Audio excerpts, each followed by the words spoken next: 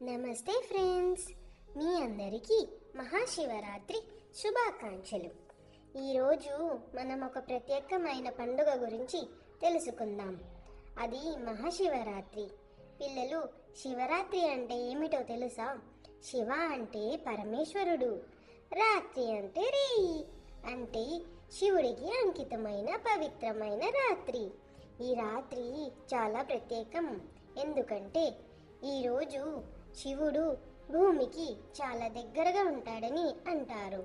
మనం ఓం నమ శివాయ అని జపిస్తే మన మనసు ప్రశాంతంగా మారుతుంది.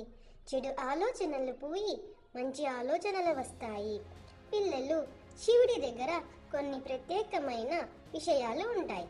ఆయన మెడలో పాము ఉంటుంది, తలపై అర్ధచంద్రుడు ఉంటాడు, గంగమ్మ ఆయన తల జుట్టులో ఉంటుంది, ఆయన చేతిలో త్రిశూలం ఉంటుంది, ఆయన వాహనం నంది ఎద్దు. ఒకసారి దేవతలు మరియు రాక్షసులు సముద్రాన్ని చిలికి అమృతం కోసం వెతికారు. అప్పుడు ఒక ప్రమాదకరమైన విషం బయటికి వచ్చింది. అది ప్రపంచాన్ని నాశనం చేస్తుంది. అప్పుడు శివుడు ఆ విషాన్ని తాగి ప్రపంచాన్ని కాపాడాడు. అందుకే ఆయనను నీలకంఠుడు అంటారు. పిల్లలు, ఈరోజు రాత్రి మీరు ఏం చేయవచ్చో తెలుసా?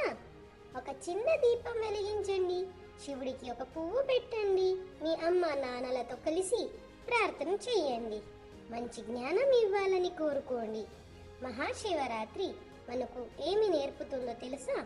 చెడు మీద మంచి గెలుస్తుంది, ధైర్యంగా ఉండాలి, ఇతరులను కాపాడాలి, మనసు ప్రశాంతంగా ఉంచాలి. మరొకసారి మీ అందరికీ మహాశివరాత్రి శుభాకాంక్షలు. ఎప్పుడు మనం మంచి పిల్లలుగా ఉందాం. శివుడి ఆశీస్సులు మన అందరికీ ఉండాలి. ఓం నమ శివాయ, ఓం నమ శివాయ.